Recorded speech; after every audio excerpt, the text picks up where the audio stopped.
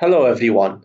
This video shows you the procedure to follow in order to determine the hydraulic conductivity, or we call the permeability, of a soil sample.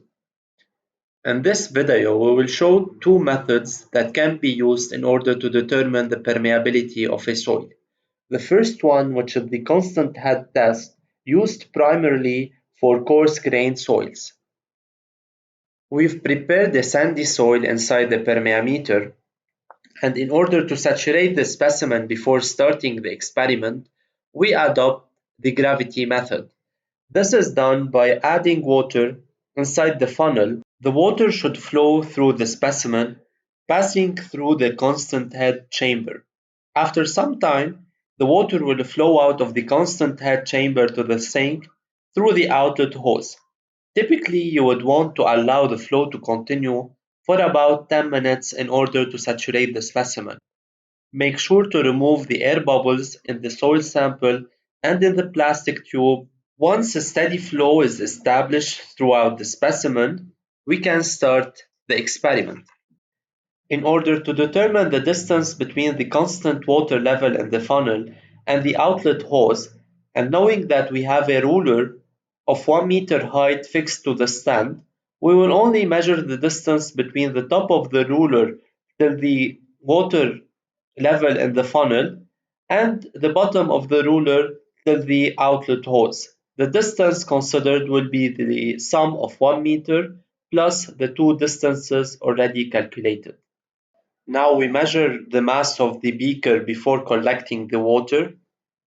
And now once we open the valve and using a stopwatch, we record the time it takes to collect approximately 25 to 30 milliliter of water flowing out of the constant head chamber.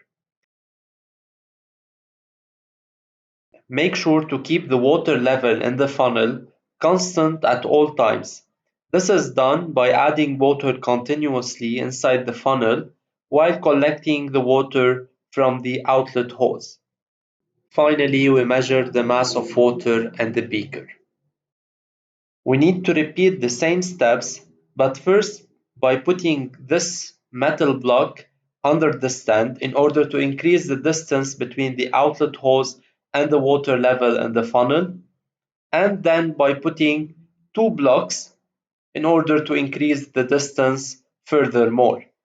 We know that the hydraulic conductivity is a soil property that will not change irrespective of the difference in head considered in the experiment. Make sure to record the height of each block because you will need it in the calculation of the head differences. Now we'll see the second method, which is the falling head test. This test is mainly used for fine-grained soil. Again, in this experiment, we need to record the mass of empty beaker and saturate the soil specimen inside the permeameter before starting the test.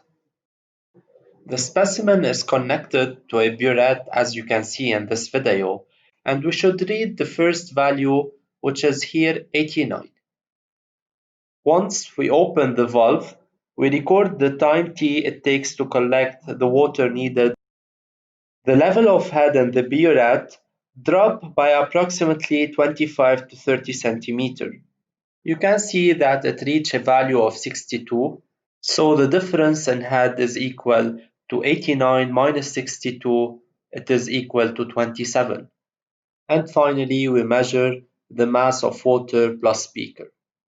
Now we'll repeat the same steps by recording the time it takes to collect enough water due to a drop of head now from 62 till 41 centimeter. Make sure to measure and record the temperature of the water in both constant and falling head test in order to correct for temperature.